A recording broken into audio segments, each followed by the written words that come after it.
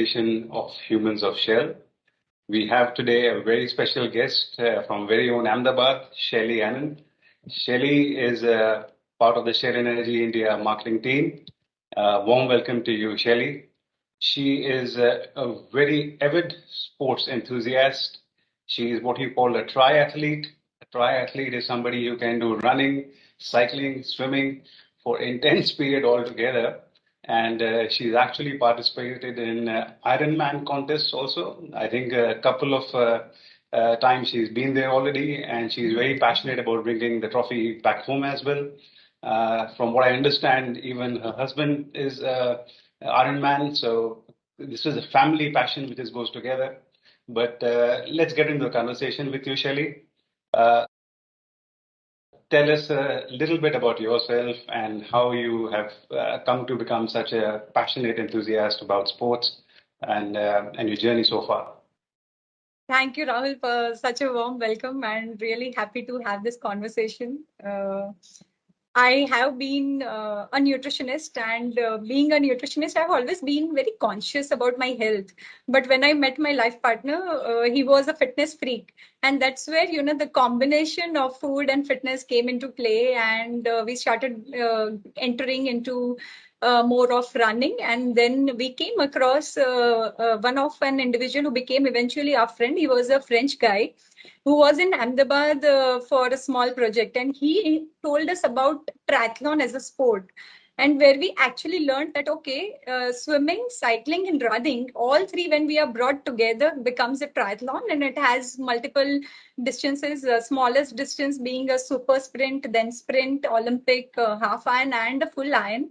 And he told us the full Ironman is considered to be world's one-day toughest endurance race, where you actually have to swim 3.8 kilometers in the sea or a lake or a river, wherever you are racing, followed by 180 kilometers of cycling. It can be on the mountains with ascents and descents, or against the shore with headwinds and tailwinds, followed by 42 kilometers of run. And you have to do all this back to back in a span of 16 hours. And when we heard this, it blew our mind. And somehow, it planted a seed in our head that we want to challenge ourselves. And ever since then, there's no looking back.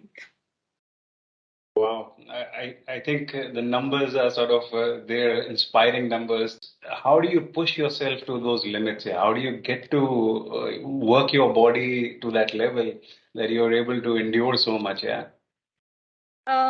So actually speaking, I have participated in Ironman twice. But unfortunately, or fortunately rather, I am yet to earn the title. I am yet to cross the finish line.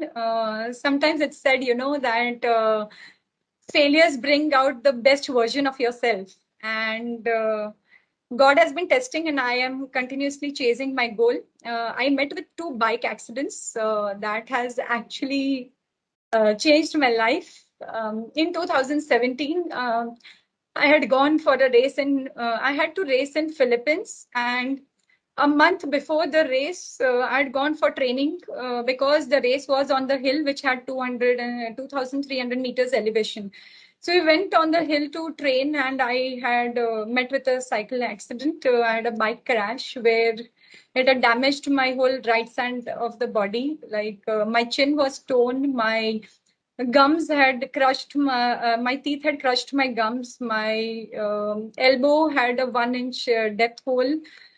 My body had my ribs were cracked. My body was fully damaged on the right side.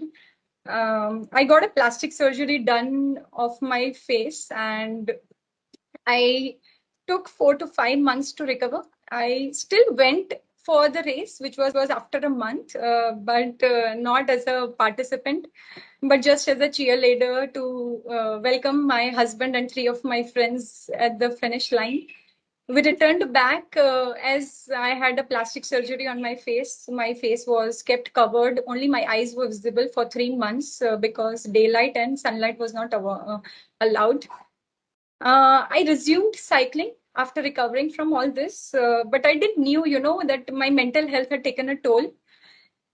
Uh, I used to fear even on the smallest of the ascent or descent on a flyover or a bridge. And I just used to keep crying.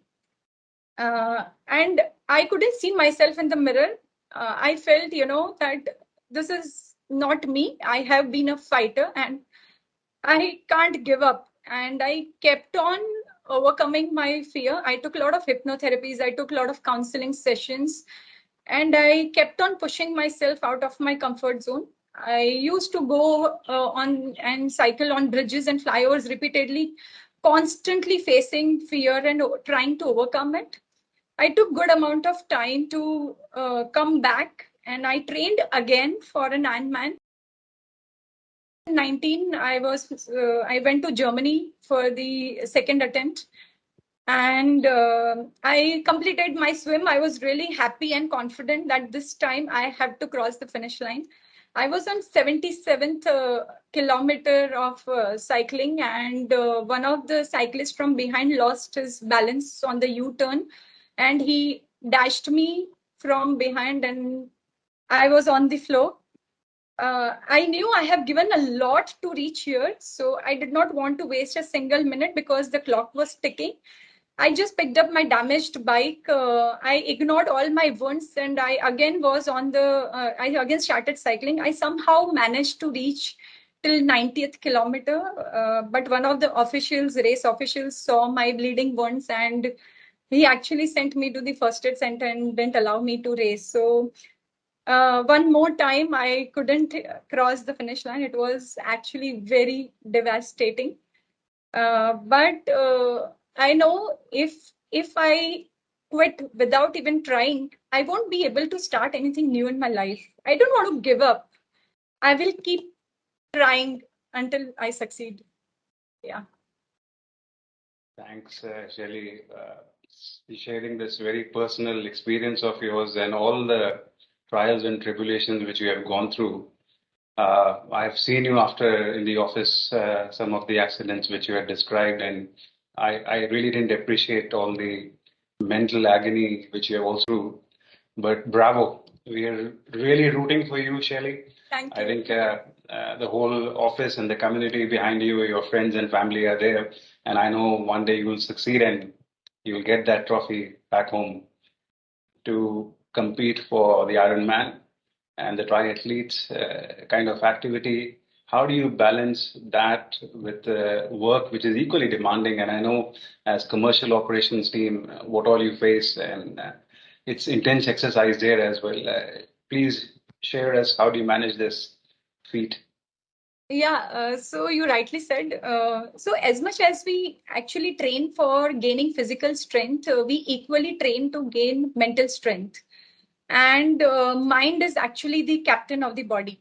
So you will have doubts, you will have lots of insecurities, you will have lack of skills, you will have a lot of negative thoughts coming in your mind, but you can't afford to bring all this in the front seat, and you have to keep doing it repeatedly and gradually acquire the skill, and then you will gain the confidence as well. Like the real toughness is like in midst of all this chaos, you have a steady mind and you keep training. And personally, I feel like in spite of all this odds, like, to have a steady mind, like I show up every single day, like whether it is swimming in chilly winters or whether it is cycling in stormy or rainy weathers, or running in hot climates, or running all alone on lonely roads for hours together. Like, I personally feel that that this suffering which you are going through, that pain in that journey of training, will actually help you to progress from where you are. And the mental focus actually brings visual focus, and visual focus is the strongest lever which can change the state of our mind and body both. So I really feel that this mental training which we give for our own self helps me to cope up a very demanding job and equally demanding workout goals, and trying to cope up with other social responsibilities also in my life. And that is where, the mental strength also comes into play. Wow.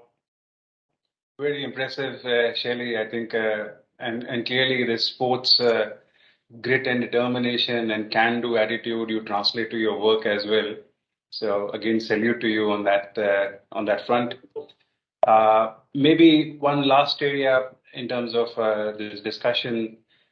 Any last messages that you want to sort of share with the rest of Shell colleagues in India in terms of how you can inspire them or anything from your side for motivating them to sort of take such passion and into sports as you have, or nutrition, yeah, whichever may you want to talk about.